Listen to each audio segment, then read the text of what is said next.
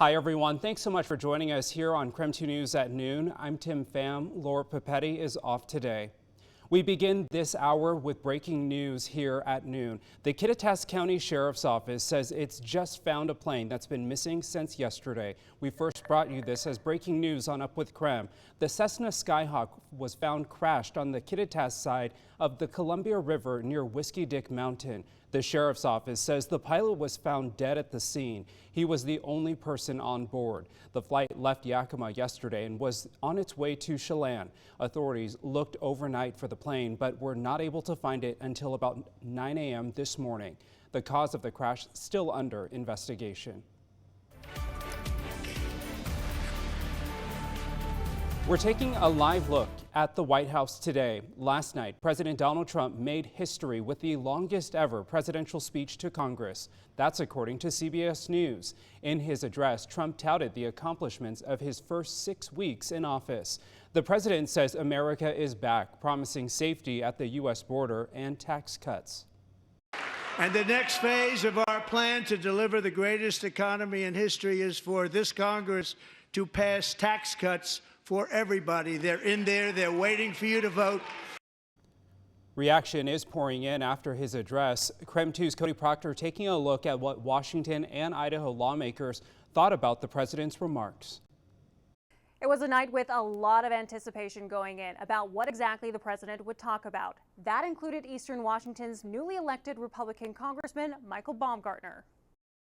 The congressman shared his predictions and his hopes before President Donald Trump's Tuesday night address to Congress. I think there'll be some cheers from the Republican side and hopefully not too many jeers from the other side. You know, I do worry about the hyperpartisanship of America, so I hope we can have a unifying moment tonight for our Congress. Those hopes were quickly dashed. The chair now directs the Sergeant-at-Arms to restore order.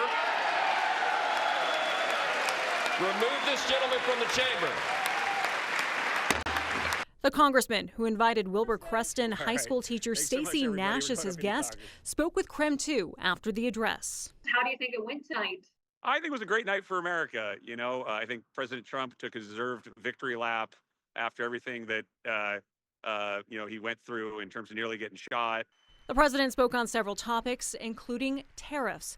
On Tuesday, tariffs with Canada, China, and Mexico went into effect, with each country responding with their own retaliatory tariffs. I do have concerns on tariffs impacts on people in Washington state. I've always been, very clear on that, and we'll look forward to working with the president to make sure that he understands those costs. Meantime, Washington Senator Patty Murray, who did not attend the address, offered a different take on President Trump's second term so far. Despite what we are going to hear tonight here, the true state of our nation is that Musk and Trump have ground it to a halt because they are blocking important funding, in total disregard of the law, by the way, and total lack of concern over how their actions put Americans and American jobs at risk. In Idaho, Cooney County Democrats Chair Evan Koch shared a statement prior to the president's speech. While Trump's showmanship at the podium might make for entertaining television, it's destroying the American dream. Looking ahead from Tuesday night's address, Congressman Baumgartner recently posted on the social media platform X he planned to have 3 town halls on March 17th. That's despite Speaker Mike Johnson encouraging Republican lawmakers to skip them due to protesters. The congressman told me he's still planning to have those town halls. In the newsroom, Cody Proctor, KREM 2 News. Meantime, here in the inland Northwest, companies say they're feeling the pressure from tariffs that went into effect yesterday. One Pullman business is already seeing shipment delays and rising costs. Schweitzer Engineering Labs does business in 170 countries and has long embraced free trade with Mexico and Canada. With the new tariffs, the company will likely have to make sacrifices to stay competitive and keep those partnerships alive. Where's it most likely going to come from? Our growth. The new things that we want to invent, the new businesses that we want to try. Schweitzer Engineering Lab says they'll do everything they can to avoid layoffs and cutting employee pay. A bill that would cut taxes in Idaho is headed for Governor Brad Little's desk. Last night, the Idaho Senate passed House Bill 40.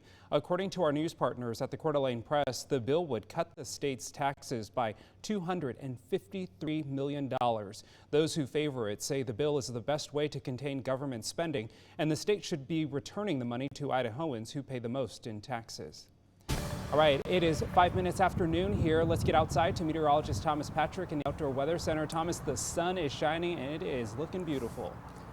Yeah, sure is looking beautiful. Just wish it was a pinch warmer as of the noon hour because the sun feels great on the back of my neck here, but I can tell it still feels a little bit cool in the shade. And that's where our temperatures do stand, kind of mid to upper 40s at the moment. And yeah, that sunshine might get us right up to that 50-degree mark for today, but not a whole lot more than that. And really what happened was yesterday we had a cold front. That's what gave us the rainfall, if you remember that. So a cooler air mass has been pushing into the inland northwest, but we are getting more sunshine than we did yesterday. So that balancing act kind of puts us in the same place temperature-wise, upper 40s to around 50 for the high today. But it is basically all sunny skies. A lot of fair weather cumulus clouds from my vantage point here from our Outdoor Weather Center, actually looking really, really nice. And even as we widen things out, nothing really catching my attention except for the cloud cover that's over like Nevada. There's quite a storm that's moving into California, but it stays way off towards our south. Might be just close enough to give us a breezy day tomorrow, but